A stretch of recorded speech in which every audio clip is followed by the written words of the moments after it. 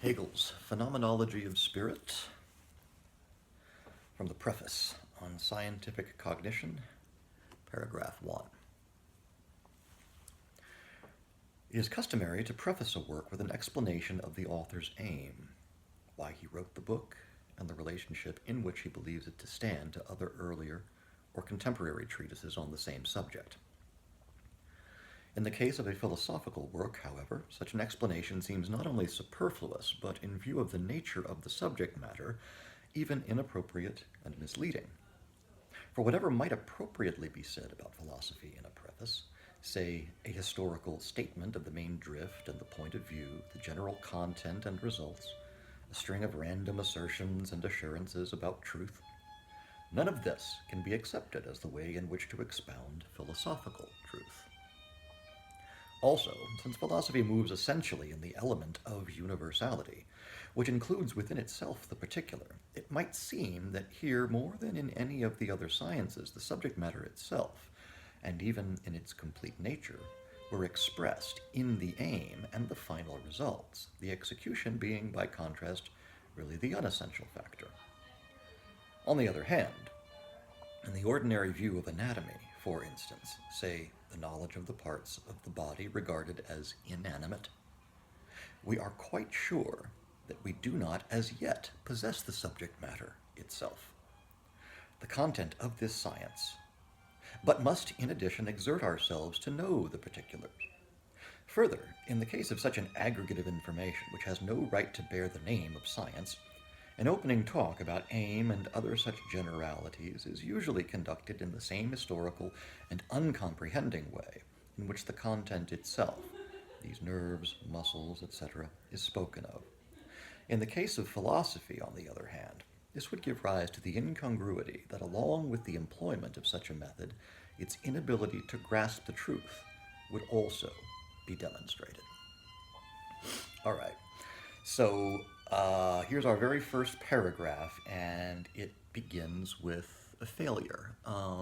Hegel writes a very, very long preface to a very, very long book, and the first claim that he makes is that writing prefaces to long philosophy books is stupid and a waste of time. It doesn't, it's deeply misleading because it makes it look as though the philosophy is contained in the conclusions, in the results, in the doctrines.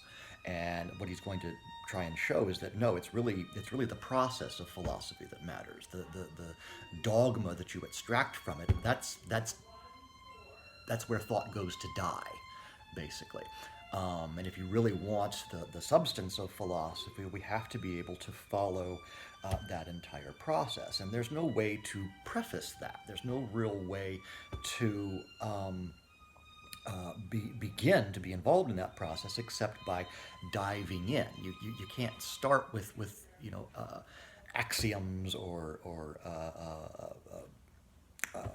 whatever. And the contrast that he makes here with other sciences, he does consider philosophy to be a kind of science, though that word kind of means something a little bit different in German. Wissenschaft, that the word science means in English. It is some kind of a body of knowledge, but it's different from the other sciences in that, as he says here, it moves essentially in the element of universality. And he contrasts this with particular sciences like that of anatomy. And I think it's interesting that he specifically zeroes in on anatomy here as an example of a science that's not yet complete enough. We don't yet know enough anatomy to even say that it constitutes a science in the strict sense. And this might sound like a strange thing to say. I mean, obviously, we know a lot more about anatomy today in the year 2024 than Hegel knew, or than anybody knew in the year 1805 when Hegel is writing this preface. But you also, consider that anatomy wasn't entirely a new science. I think of like Rembrandt's famous painting of the Anatomy Lesson, which I think goes back to the early 17th century. So people were clearly studying it very, very seriously for a couple of centuries before Hegel is writing here, but Hegel feels nevertheless that all they've really been doing so far is gathering information, just finding out more and more little bits and pieces about the body. But what has yet to emerge, or what has yet to come into view, is a coherent vision of the unity of the body itself, how all of those parts fit together into some kind of a coherent whole. Um, we have a very, very impressive sort of encyclopedic or virtuosic gathering of information, but it hasn't yet added up to even a coherent concept of its fundamental subject matter, the body as a working organic unity. I think of also figures like Sir Thomas Browne, another writer of the 17th century, an anatomist. In fact, one of the he made an interesting contribution to the science of anatomy, and yet his knowledge seems quite fragmentary when you read it. You know, his books like Hydriotaphia and The Garden of Cyrus present, you know, a very impressive, obscure hordes of occult learning, all surrounding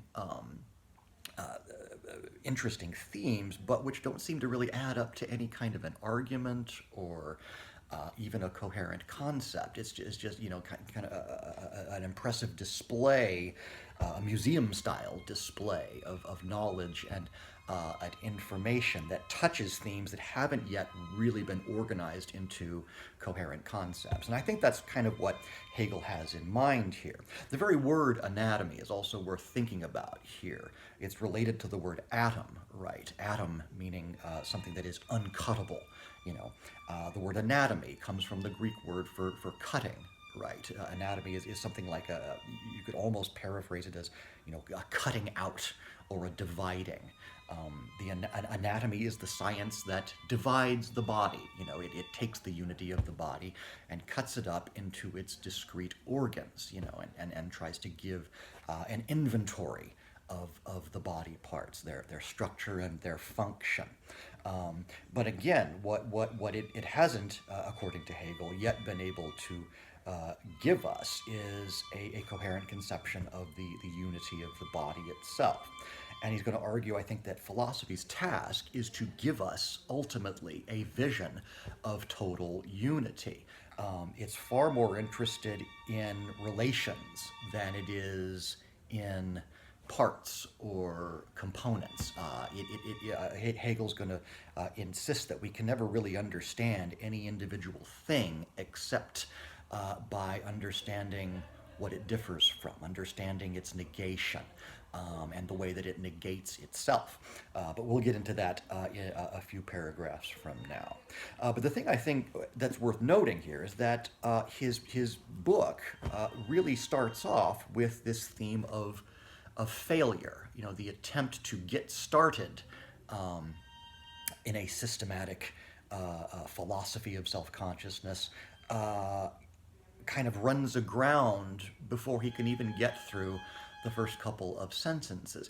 And that sort of beginning from a failure is going to be, I think, an essential theme throughout Hegel's writings. Comes up again at the very beginning of The Science of Logic, where he gives us that very, very weird passage about, you know, the identity of being and nothingness, and of course the identity of identity and non-identity is going to be, again, a major theme of dialectical materialism. But the point in that text is that when we try to think of pure being, we can't think of anything. You know, we think of literally nothingness, a being that's devoid of qualities or properties, that's completely indefinable, that it is such a general characteristic that it doesn't exclude anything, is simply identical to nothingness. So pure being and pure nothingness end up collapsing into one another and setting us off on a completely different trajectory of thought than the one we thought we were going to be on when we set about trying to talk about pure being all by itself. So the kind of the idea that the first step is already a failure, but a failure that animates the process of thought, I think is something worth keeping in mind.